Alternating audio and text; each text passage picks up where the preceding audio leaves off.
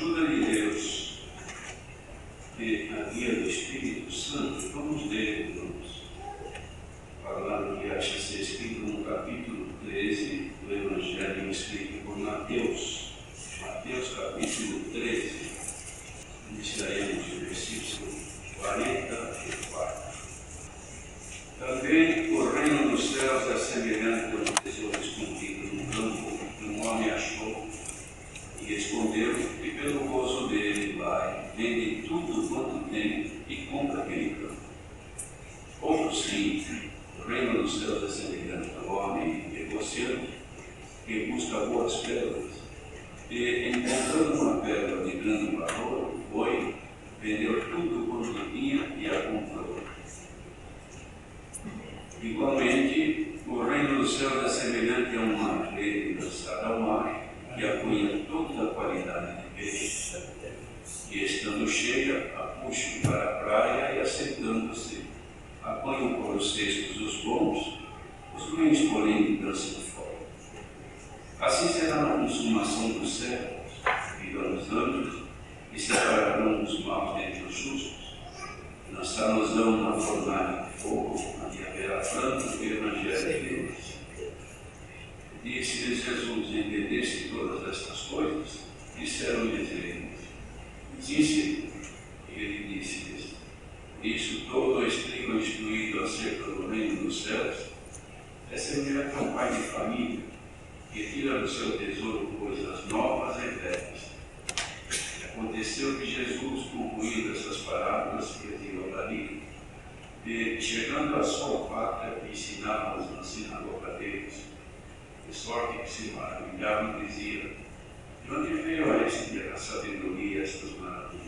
Não é este o filho de Davi? Não se chama sua mãe Maria e seus irmãos Tiago, José, Simão e Judas?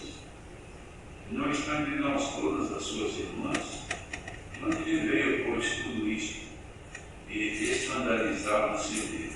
Jesus, porém, lhes disse: não há profeta sem honra, a não ser na sua pátria e na sua casa. E não fez ali muitas maravilhas por causa da incredulidade deles. Amém. Nós temos, irmãos, conhecimento de todas as operações de Deus. Depende da crença. Não era diferente com o Senhor Jesus. E onde havia aquele que cria, ele mesmo chegou a dizer: tudo é possível àquele que crê. Mas crer, irmãos, é um dom de Deus. A pessoa não crê porque quer crer. Isto vem de Deus e nasce dentro do ser da pessoa. Tem que crer, mas crer no Senhor Jesus. Porque as pessoas no mundo creem também. Cada um crê naquilo que acha e que realmente é. Mas a nossa crença, que aqui se refere, é crer que Jesus é o Filho de Deus e que nosso Deus tem para nós um trabalho para nos levar à sua glória. Quem consegue acreditar nisso, nos seus sentimentos e de coração, então é uma pessoa crente em Jesus Cristo. Mas, irmãos, vejo que ali, próximo, na cidade onde vivia, conhecido de todos, local que havia vivido durante a sua infância, juventude também, e a família dele, nem todos criam. Então ele não fazia maravilhas por causa da incredulidade deles. Quer dizer, não alcançava de Deus, o Senhor, através de Jesus Cristo, favores, porque não conseguiam crer. Ora, nós temos que dar graças a Deus, primeiro que somos chamados de crentes em Jesus Cristo. Há muita gente que às vezes testemunha que diz: graças a Deus, eu sou crente da congregação cristã no Brasil. Mas na verdade não é essa a nossa crença. A nossa crença é em Jesus Cristo, Filho de Deus. Glória a Deus! Em que reside a nossa fé e a esperança e a nossa crença.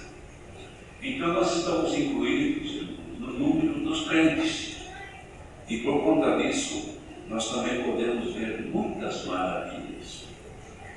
E alguém pode dizer, mas eu não vejo maravilha nenhuma, não vejo ninguém sarar de nada, estou aqui só ouço as pessoas dizer. É porque nós não paramos para ver. A maior maravilha, que não há dinheiro que pague, é o resgate, ou seja, tirarmos da condenação eterna de onde nós estávamos e sermos colocados neste caminho com a viva esperança de herdar a glória de Deus. Esta maravilha, irmãos, é incontável o seu valor. Ninguém pode avaliar isso dizendo quanto custa o resgate de uma vida. Então essa é a maior maravilha que aconteceu para aqueles que creram em Jesus, o Filho de Deus. Então já alcançamos esta maravilha. As demais acontecem muitas coisas na nossa vida que nós não percebemos, mas Deus está operando, nos guardando, nos livrando. Mas aqui, irmãos, o fundamento deste parágrafo é que o Senhor Jesus está fazendo comparações do reino de Deus, comparando aquilo que ele estava oferecendo à humanidade que estava ao redor dele, que ficaria depois para o futuro de toda a humanidade, era livrar da condenação eterna. Não há o que comparar com este grande ato, este grande bem que o Senhor tem feito para aqueles que creram nele. E este parágrafo, como disse, ele traz aqui algumas comparações do que é o reino dos céus. O primeiro que ele fez, a primeira comparação, ele dizia que é igual a um tesouro escondido. Me parece que foi o último livro que nós cantamos aqui, que fala de um tesouro. De modo, irmãos, que este tesouro, e o Senhor nos deu a graça de termos acesso a ele, é comparável então com um homem que encontrou um grande tesouro, uma riqueza enorme, mas não lhe pertencia, estava num local onde tinha um outro dono. Mas o que ele fez foi lá, adquiriu aquele terreno, aquela terra, onde estava ali aquela riqueza, comprou. E uma vez tendo comprado, estava pagando, ele já tinha o direito de posse. Não tinha o domínio, mas ele tinha o direito, porque ele comprou, estava pagando. E na medida que ele ia pagando, ele ia então alcançando condições de usufruir daquela riqueza que estava escondida ali. Esta comparação, irmãos, é maravilhosa por respeito à nossa vida espiritual. Estamos sobre um local de uma riqueza de valor incomparável, mas está escondida. Para nós termos acesso, nós temos que buscar e procurar. Então, como esta comparação? Em outro evangelho fala que o homem tinha isso aí enterrado, estava na terra, no fundo da terra. Para ele ter acesso, ele tem que cavar, tem que buscar, tem que trabalhar para alcançar aquela riqueza. Nós a mesma coisa, irmãos. Estamos numa graça maravilhosa. Já somos crentes, já fomos chamados a este caminho e já temos então o direito de posse dessa grande riqueza que é a vida eterna, com glória nos céus. E as coisas pertencentes a ela, nós precisamos acessar, precisamos buscar, precisamos procurar, não vem só para nós. Nós temos o poder de procurar, onde está escondido aqui, mas não é que está. Eu preciso usar porque antigamente, irmãos, eu digo isso porque eu conheci esse lado. Na região onde eu moro, havia muitas chácaras. E as pessoas que moram, todos portugueses antigos, trabalhavam na chácara. E homens de muita posse, muito dinheiro, ricos, porque tinha muita terra. Mas eles trabalhavam ali no campo, plantando lá nas lavouras que tinham, que eram de verduras e outras coisas para vender. Então eles tinham riqueza, mas andavam com uma miséria tremenda. Eu me lembro de um que congregava conosco na Casa da Família, ele era de tamanho, de madeira, mas era um chacareiro, e que quem olhar ficava com pena, coitado do senhor, olha a roupa dele, olha o estado, que miséria, que pobreza. Era a impressão que nós tínhamos, mas ele tinha muita riqueza, muito dinheiro, guardava dinheiro, só que vivia na pobreza. Comparemos isso agora conosco. Estamos sob um lugar de uma riqueza enorme, é um tesouro que ninguém pode imaginar. E muitas vezes nós vivemos na pobreza. Tanta coisa que nos falta, que não é matéria, estamos falando espiritualmente. Quanta coisa que falta para nós, irmãos. Das virtudes de Deus, a gente agradar a Deus. Essa é a finalidade nossa. E agradar a Deus não é somente para as coisas desta vida, para socorrer a gente na aflição, no aperto, na doença, não é só isso. Isso também sim, mas principalmente espiritual, que é para nós chegarmos perto do Senhor. Então nós temos que buscar, tem que procurar. E como é que nós procuramos? Fazendo isso que estamos fazendo aqui hoje. Vamos à casa do Senhor. Porque é que é mandar viver como ele está aqui hoje. Deixou, veio correndo do trabalho, nem jantou ainda. Outros vêm aqui, a irmã vem correndo, andando e já tirando da bolsa o véu e correndo, não dá nem tempo de orar. Porque isso aí, eu preciso ouvir a palavra de Deus. É porque nós estamos querendo encontrar coisas do nosso tesouro escondido. Nós estamos aqui congregados hoje, e nós temos direito de usufruir das riquezas de Deus. Então não devemos viver na pobreza, mas isso é no sentido espiritual. E no sentido espiritual, a pobreza significa falta das virtudes de Deus. E as virtudes de Deus são as qualidades dele que ele manda para o homem que busca. Jesus, está escrito que ele subiu ao alto, levou o cativeiro o pecado. Mas Deus dá aos homens esses dons, riquezas de Deus que dá para nós, que procurarmos e buscarmos. Então quem veio aqui hoje congregar, esperando encontrar alguma coisa de Deus para preencher o vazio que está no teu coração, você procura muitas vezes encontrar um apoio, encontrar um meio de se libertar de tantas angústias, opressões e tormentas desta vida, e não encontra. Então é a casa de Deus. Quem sabe Deus fala comigo? Deus está aqui a palavra agora, falando contigo, que vieste aqui para ouvir a palavra de Deus. E a palavra de Deus traz para nós nesta noite acesso às riquezas de Deus. Vamos citar alguns exemplos de qualidades que nós precisamos. Paciência. A gente perde a paciência por qualquer coisa, não é assim, irmãos? No trânsito, perde a paciência. Em casa, perde a paciência com o marido, perde a paciência com a mulher, com os filhos, ou os filhos com os pais. Por qualquer coisa, subiu a paciência, nós já ficamos atribulados e perdemos até o rumo. Então precisa cavar um pouquinho, para buscar um pouquinho de paciência. Humildade, mansidão, temperança, que é o equilíbrio. Nós vamos precisar, nós já precisamos de tudo isso. Temor de Deus, amor, que é a caridade, e caridade fraternal. Nós precisamos disso para a gente viver melhor neste mundo, irmãos. O que não tem isso sofre demais. Já chega os sofrimentos naturais da vida presente. Já é demais para nós. Sofre os apertos desta vida, tanto das tribulações como seres humanos. Agora, espiritualmente, irmãos, não podemos sofrer tanto.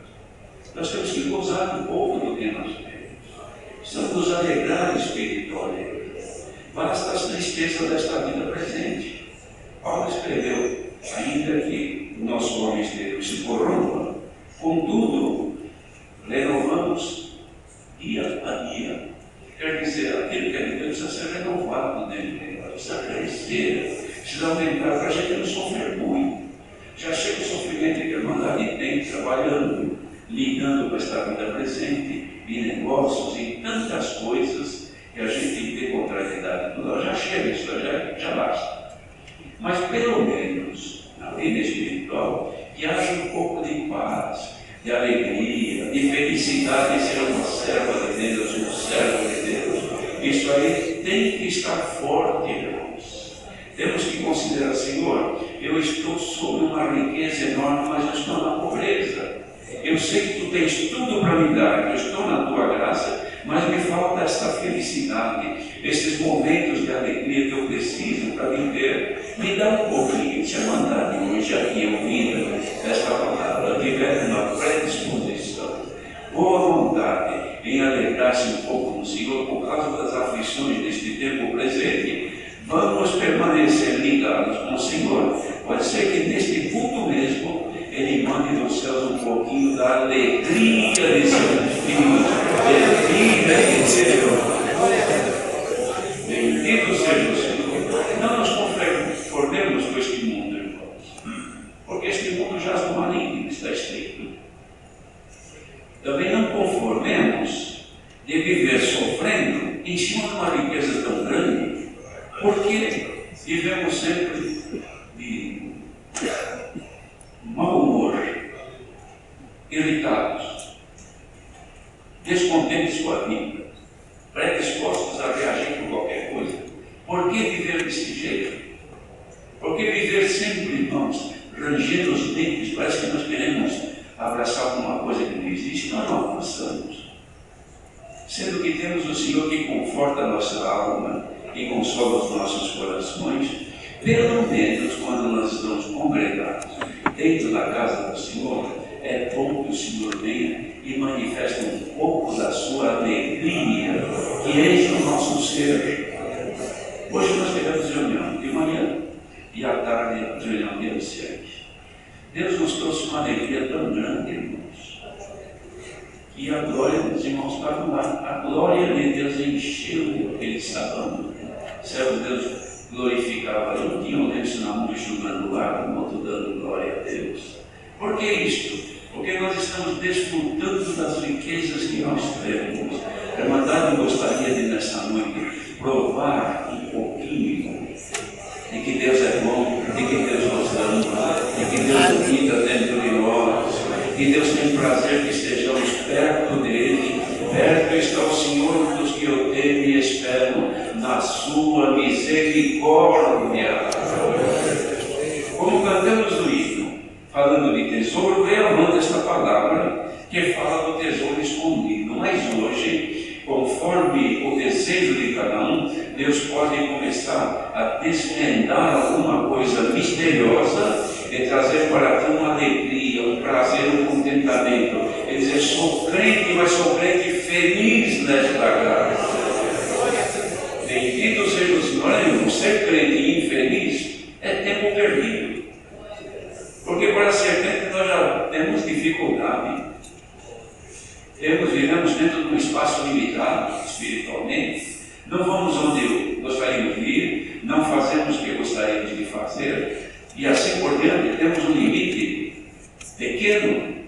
Agora, dentro desse limite pequeno, não ter alegria, não cantar com comunhão, não sentir a presença de Deus, não ter prazer naquilo que é de Deus, é melhor morrer.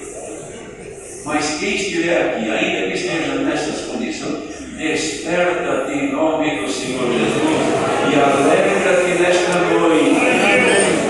Porque o Senhor, pela palavra, quer derramar um pouquinho da alegria e servir ao Senhor nesta bendita graça. E deixar para trás, irmãos, as aflições desse tempo presente, que não são para comparar com a glória que em nós há de ser revelada. Há de ser revelada naquele dia quando o Senhor vier. Mas Ele dá para nós amostras desta glória. Deus poderia muito bem, nesta noite, dar uma amostra da glória dele aqui, nesta casa de oração. Aproveitemos a oportunidade que o Senhor está franqueando a nós. Quem precisar da alegria de servir a Deus, do prazer de cantar, de ser, eu fiquei encantado com os irmãos quando disseram amém. Eu ouvi um amém aqui que encheu essa casa de oração. Por que isso? Porque estão felizes de estar aqui. Então receba agora pela vossa comunhão a felicidade de estar na casa do Senhor. Santo é o Senhor. E não saia ninguém daqui do jeito como entrou. Jesus. Sinto que Jesus habita em mim. Sinto que tenho riquezas guardadas dentro de mim. Quem perceber que está aqui empobrecido, o adversário zomba de ti, porque ele vem e tenta, você cai, pois ele mesmo te condena, traz uma coisa ruim, você tropeça e erra, o próprio adversário vem zombar de você depois. Está vendo? Você não acredita. Por que você falou isso? Por que você fez aquilo? Por que você cometeu aquilo? E o próprio inimigo que põe, irmãos, diante de nós um prato que nos tenta e nós tropeçamos, é o mesmo que nos vem criticar. Mas até agora, receba agora na tua comunhão o poder de Deus e repreenda este mal no nome do Senhor Jesus. Pare de meditar nos insucessos. E nós temos um defeito, irmãos. Temos mais facilidade de cultivar o insucesso do passado, as mazelas, sequelas, as dores do passado, as angústias que nos acompanharam nos dias passados, do que pensar no agora. Vamos pensar um pouquinho no agora. O que passou, passou. Pense neste momento. O que é que Deus está querendo fazer aqui no Jardim Paulista nesta noite? Quer nos dar uma alegria vinda do céu. Quem chora pela tristeza música, chore agora pela alegria do Espírito de Deus. Santo é o Senhor. Esse é o prazer de Deus. Irmãos, acham que Deus tem prazer de ver o crente encostado, lastimando, lamentando, só pensando no que aconteceu todo esse tempo passado, na vergonha que passou, na calúnia, na ofensa, nas agressões malignas que acontecem com todo mundo, e a gente fica ali, cavando isso aí. Para de cavar essas coisas. É como quem vai no cemitério cavar. O que vai encontrar? Podridão? Coisas mal cheirosas? Mas entra aqui agora, e nesta graça, cave na comunhão. Agora mesmo. Fiquem comunhão. Espere o Senhor se mover. Você vai encontrar riquezas do alto. E que fará enobrecer nesse caminho na vida. É o recado para nós desta noite. Quem veio aqui, irmãos, falido, caído, desanimado, sai daqui agora com uma nova esperança.